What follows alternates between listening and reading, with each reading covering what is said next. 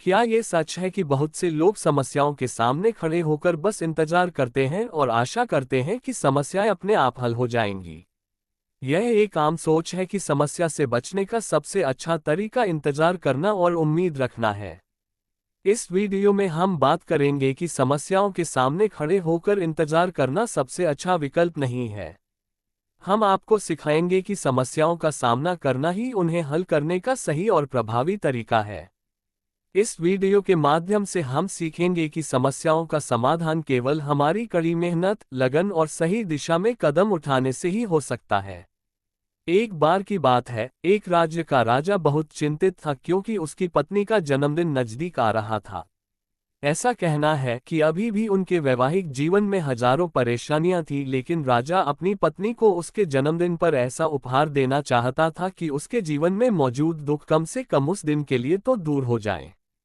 वह अपनी पत्नी को खुश करना चाहता था, लेकिन आपने देखा होगा कि यह कार्य बहुत कठिन है क्योंकि आज तक हम किसी को भी खुश नहीं कर पाए हैं। हम लाख कोशिश कर ले लेकिन हम कभी किसी को खुश नहीं कर पाते क्योंकि न तो ये खुशी हमारे पास है, न ही दूसरे व्यक्ति के पास जो हमारे पास है, और न ही हम इसे किसी को दे सकते हैं। आप किसी और को कैसे दे सकते हैं? यानी अगर आपको किसी और को खुशी देनी है तो सबसे पहले आपको खुश रहना होगा, आपको खुशी महसूस करनी होगी, यानी आपके पास वो खुशी होनी चाहिए, तभी आप किसी और को खुश रख सकते हैं। एक दिन राजा ने सभी दरबारियों को दरबार में उपस्थित होने का आदेश दिया और सभी मंत्री भी वहां उपस्थित थे। फिर राजा ने सभी से सुझाव मांगा कि वह अपनी पत्नी को उसके जन्मदिन पर कैसे खुश कर सकता है। आखिर वह उसे ऐसा क्या उपहार दे जिससे राजा की पत्नी खुश हो जाए। वहां उपस्थित सभी लोगों ने अपना मन बना लिया। उन्होंने सारी बातें राजा को बताईं, लेकिन राजा को वहां उपस्थित किसी भी व्यक्ति का सुझाव पसंद नहीं आया। एक दिन शाम के समय राजा अपने रथ पर सवार होकर कहीं जा रहे थे, तभी रास्ते में उन्हें एक बहुत ही सुंदर मूर्ति दिखाई दी। वह मूर्ति बहुत सुंदर और आकर्षक थी। इसे देखकर ऐसा लग रहा था जैसे उस मूर्ति में जान हो। उस मूर्ति को देखकर राजा बहुत खुश हुआ और वह तुरंत मूर्तिकार के पास गया और राजा ने उस मूर्तिकार से कहा, तुम बहुत बड़े कलाकार हो, तुम्हारी मूर्तियों में चांद दिखाई दे रहा है, ऐसा लगता है जैसे तुम्हारी मूर्ति सजीव है। आपकी ये मूर्तियां देखकर हमें बहुत खुशी हुई। हम चाहते हैं कि आपकी सभी मूर्तियां हमारे दरबार में शामिल हों। ये सुनकर मूर्तिकार बहुत खुश हुआ, मानो उसे कोई खजाना मिल गया हो। लेकिन तभी राजा ने मूर्तिकार से एक बात और कही, देखो, मैं चाहता हूं कि तुम मेरे दरबार में शामिल हो जाओ, लेकिन उससे पहले तुम्हें हमारे लिए हमारी रानी की एक ऐसी मूर्ति बनानी होगी जिसे देखकर वह खुश हो जाएंगी और अपने सारे दुख दर्द भूल जाएंगी, और अगर तुम ऐसा नहीं कर पाए तो मैं तुम्हारा सिर धड़ से अलग कर दूंगा। राजा के मुख से यह बात सुनकर मूर्तिकार घबरा गया, उसे पसीना आ गया। वह राजा को कैसे मना कर सकता था, इसलिए उसने न चाहते हुए भी राजा को अपनी स्वीकृति दे दी। मूर्तिकार की बात सुनकर राजा बहुत खुश हुआ और वह वापस महल में लौट आया। लेकिन दूसरी ओर जो मूर्तिकार अब तक बहुत खुश था, जो अपने दिल से मूर्तियां बनाता था, जो हमेशा खुश रहता था, अब वह उदास हो गया था। वह गहरे दुख में चला गया था। डर के कारण उसने रानी की मूर्तियां बनाना शुरू कर दिया, लेकिन उसकी बनाए हर मूर्ति को देखने पर ऐसा लगता था मानो वह कोई मूर्ति हो। वह बहुत दुखी है, क्या उसे किसी प्रकार का दुख है? उसने एक के बाद एक बहुत सी मूर्तियां बनाए, लेकिन कोई भी ऐसी मूर्ति नहीं थी जिसे देखकर कोई भी खुश हो सके, जिससे ऐसा लगे कि जैसे उस मूर्ति में जान है और कोई भी उस मूर्ति को देखकर अपना दुख भूल जाए। और ऐसा इसलिए हो रहा था क्योंकि मूर्तिकार भीतर से बहुत दुखी था, जो उसकी मूर्तियों के रूप में साफ दिखाई दे रहा था। राजा ने मूर्तिकार को 1 सप्ताह का समय दिया था, लेकिन उसने 4 दिन ऐसे ही बर्बाद कर दिए। अब उसके पास केवल 3 दिन ही बचे थे, जिसके बारे में सोच सोचकर मूर्तिकार का गला सूख रहा था। डर के कारण अब उसके हाथ पैर भी काम करना बंद कर चुके थे। वह हथौड़ा और छेनी भी नहीं चला सकता था और वह अपना भविष्य देख सकता था। वह देख सकता था कि राजा उसे मृत्युदंड दे रहा है, उसके बाद उसके परिवार का क्या होगा। मूर्तिकार यह सोचकर चिंतित हो रहा था कि परिवार की देखभाल कौन करेगा। फिर उसने एक योजना बनाई, वह अपने परिवार को साथ लेकर रात में ही गांव छोड़ देगा। ये सोचकर वह तुरंत घर लौटा, सारा सामान बांधा, पत्नी और बच्चों को तैयार किया और जैसे ही घर से निकलने को हुआ तो देखा कि राजा के सैनिक वहां तैनात हैं। ये देखकर मूर्तिकार और भी घबरा गया। वह समझ नहीं पा रहा था कि क्या करे। यदि वह यहाँ से भागने की कोशिश करेगा और पकड़ा गया तो राजा उसे गिरफ्तार कर लेगा।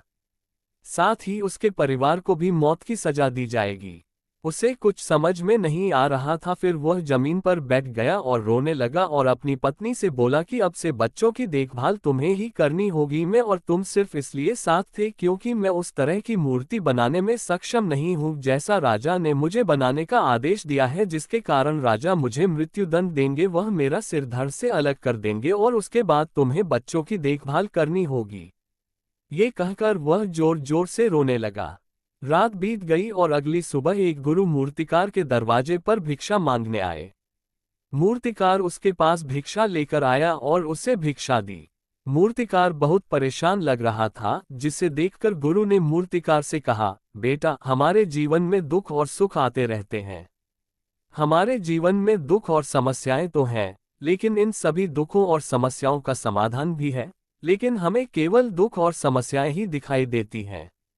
अगर आप ध्यान दें तो हम उन दुखों और समस्याओं के छिपे हुए निवारण और समाधान को कभी नहीं देख पाते हैं। अगर देखा जाए तो हर समस्या का समाधान है और हर दुख का भी समाधान है। मैं अच्छी तरह जानता हूं कि आप अपनी पत्नी और बच्चों के साथ यहां से भाग जाना चाहते थे, लेकिन ऐसा नहीं हो सका।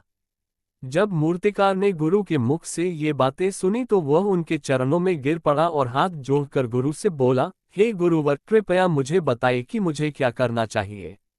राजा ने मुझे मूर्ति बनाने का आदेश दिया है, लेकिन मैं चाहकर भी मूर्ति नहीं बना पा रहा हूँ और अगर मैंने मूर्ति नहीं बनाई तो राजा मुझे मृत्युदंड दे देंगे और उसके बाद मेरे परिवार का क्या होगा, उनका ख्याल कौन रखेगा। तब गुरु जी मूर्तिकार से कहते हैं, बेटा, आंखें बंद करने से कुछ नहीं होगा, क्योंकि दुख और समस्याएं तो हमेशा वही रहती हैं। ध्यान और कर्म करने से सब कुछ बदल जाता है। यदि आप अपनी आंखें बंद कर लें और सोचें कि आपकी समस्याएं दूर हो जाएंगी, तो ऐसा कभी नहीं होगा। ये कहकर गुरु ने मूर्तिकार के कान में कुछ कहा और उसके बाद वे वहां से चले गए। गुरु के वहां से चले जाने के बाद मूर्तिकार महल में गया, जिसे देखकर राजा ने उससे कहा, ऐसा लगता है कि तुमने समय से पहले ही एक अद्भुत मूर्ति तैयार कर दी है। मुझे बताओ कि वह मूर्ति कहाँ है, मैं भी उसे देखना चाहता हूँ। इस पर मूर्तिकार जवाब देता है, महाराज, मैंने अभी तक मूर्ति तैयार नहीं की है, लेकिन आपके द्वारा दिए गए समय पर मैं उस अद्भुत मूर्ति को अवश्य तैयार कर दूंगा, लेकिन उससे पहले मेरा एक बार रानी से मिलना बहुत जरूरी है, अन्यथा वह अद्भुत मूर्ति तैयार नहीं हो पाएगी। राजा ने मूर्तिकार की सारी बातें ध्यान से सुनी और उसके बाद राजा ने मूर्तिकार का परिचय रानी से कराया। रानी से मिलने के बाद वह रानी से एक सवाल पूछता है और कहता है, एक महिला के जीवन में सबसे बड़ा दुख क्या हो सकता है। इस पर रानी उत्तर देते हुए मूर्तिकार से कहती है कि स्त्री का सबसे बड़ा दुख मनुष्य बनना है। फिर मूर्तिकार रानी से दूसरा प्रश्न पूछता है और कहता है, महारानी जी, एक स्त्री के जीवन में सबसे बड़ा सुख क्या है। रानी मूर्तिकार के इस प्रश्न का उत्तर देते हुए कहती है कि एक महिला के जीवन में सबसे बड़ी खुशी उसके पति का साथ और उसके बच्चों का उसके साथ होना है।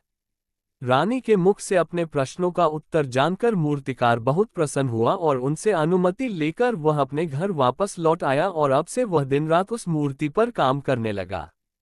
जल्द ही 3 दिन पूरे हो गए। अंततः रानी के जन्मदिन के दिन मूर्तिकार उस मूर्ति को लेकर महल में पहुंचा। लेकिन अब राजा के मन में बेचैनी थी कि पता नहीं मूर्तिकार ने कैसी मूर्ति बनाई होगी, पता नहीं रानी को वह मूर्ति पसंद आएगी या नहीं। राजा के मन में प्रश्न चल रहे थे। राजा के मन में बेचैनी लगातार बढ़ती जा रही थी, लेकिन दूसरी ओर राजा को उस मूर्तिकार पर पूरा भरोसा था, क्योंकि राजा उस मूर्तिकार के हाथों की कला पहले ही देख चुका था। इसलिए एक और उसके मन में यह विचार भी चल रहे थे कि उस मूर्तिकार ने अवश्य ही अद्भुत मूर्ति बनाई होगी। वह मूर्ति सफेद वस्त्र से ढकी हुई थी। तब राजा ने उस मूर्ति की ओर इशारा करते हुए रानी से कहा, यह आपके जन्मदिन का उपहार है, इसे स्वीकार करें। उसके बाद रानी ने उस मूर्ति को अपने हाथों से स्पर्श किया। उस कपड़े को हटा दिया और उस मूर्ति को देखते ही रानी की आंखों से आंसू बहने लगे और ये देखकर राजा को लगा कि रानी को यह मूर्ति पसंद नहीं है। इसलिए राजा को तुरंत गुस्सा आया और उसने अपने सैनिकों को आदेश दिया और उस मूर्तिकार को बंदी बना लिया। लेकिन फिर रानी ने राजा से कहा, रुको, इस मूर्तिकार ने मेरे दुख और खुशी को एक मूर्ति में निकाल दिया है। इस मूर्ति में मेरे पति मेरे साथ हैं और मेरे हाथ में मेरा बच्चा है। मैंने इससे अधिक सुंदर मूर्ति कभी नहीं देखी, ये बहुत अद्भुत है।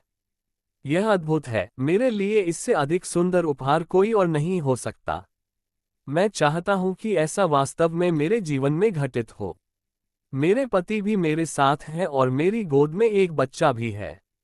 रानी की ये सारी बातें सुनकर और मूर्ति को देखकर राजा को अपनी गलती का एहसास हुआ। राजा अपनी प्रजा और अपने साम्राज्य की देखभाल में इतना व्यस्त रहता था कि वह कभी अपनी पत्नी को समय नहीं दे पाता था, जिसके कारण राजा की आंखों से आंसू बहने लगे और दरबार में उपस्थित सभी लोग उस मूर्ति को देखकर आश्चर्यचकित हो गए।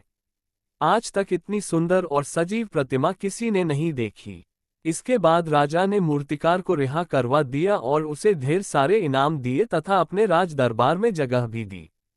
लेकिन मूर्तिकार ने इनाम तो स्वीकार कर लिया, लेकिन उसे राजदरबार में जगह नहीं दी और हाथ जोड़कर राजा से कहा, हे महाराज, मेरी आपसे एक विनती है।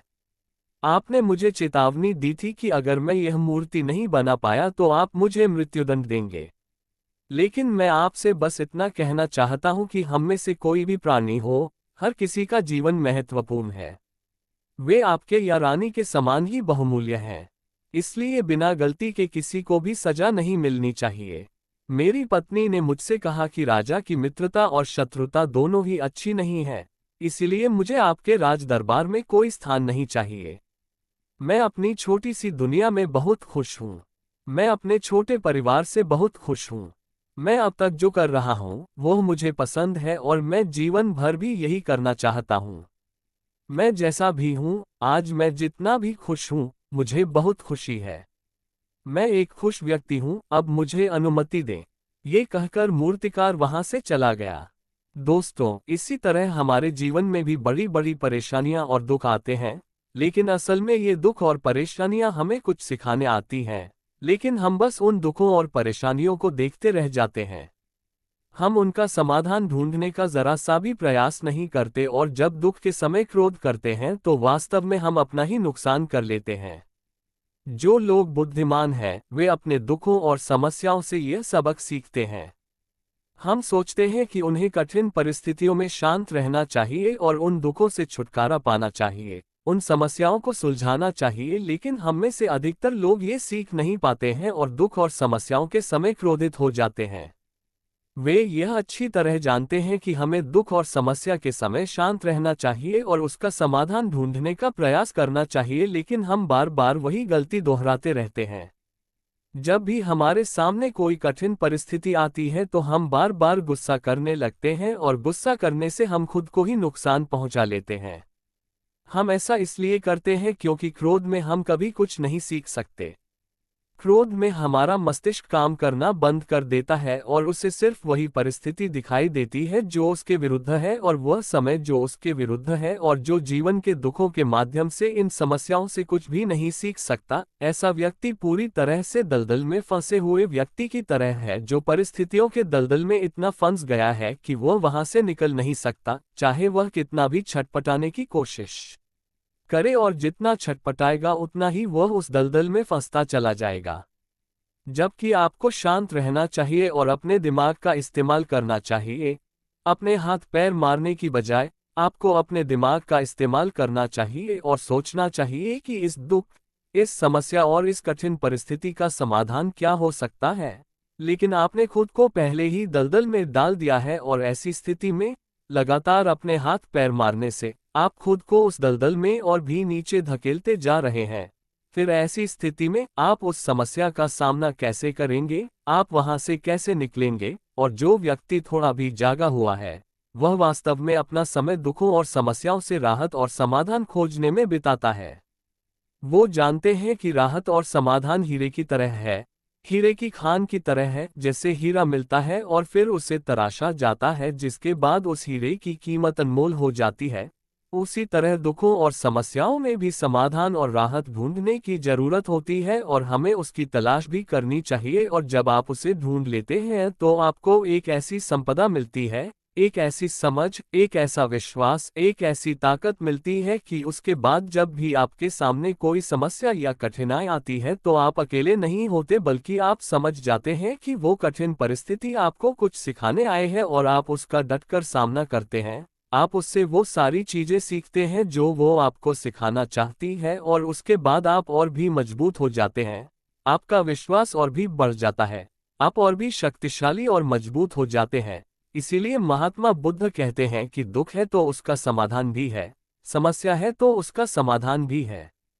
इसलिए सिर्फ दुख में उलझे मत रहो, बल्कि उस दुख से मुक्ति पाओ, और यही तुम्हें करना चाहिए। इस तरह खाली बैठने या समय बर्बाद करने से आपको कभी भी इससे राहत नहीं मिलेगी, बल्कि जितना अधिक आप उस दुख और समस्या से खुद को छुड़ाने और भागने की कोशिश करेंगे, वो उतनी ही तीव्रता से आपके पीछे भागेगी, और जैसे जैसे समय बीतता जाएगा, वह दुख और समस्या और भी विकराल रूप ले लेगी और फिर उसका सामना करना और भी कठिन हो जाएगा। इसलिए यदि अभी कोई दुख और समस्या आपके सामने है, इसका साहपूर्वक सामना करें, इससे सीखें और इससे छुटकारा पाएं। दोस्तों, आप मुझे कमेंट में बता सकते हैं कि आपने आज के वीडियो से क्या सीखा।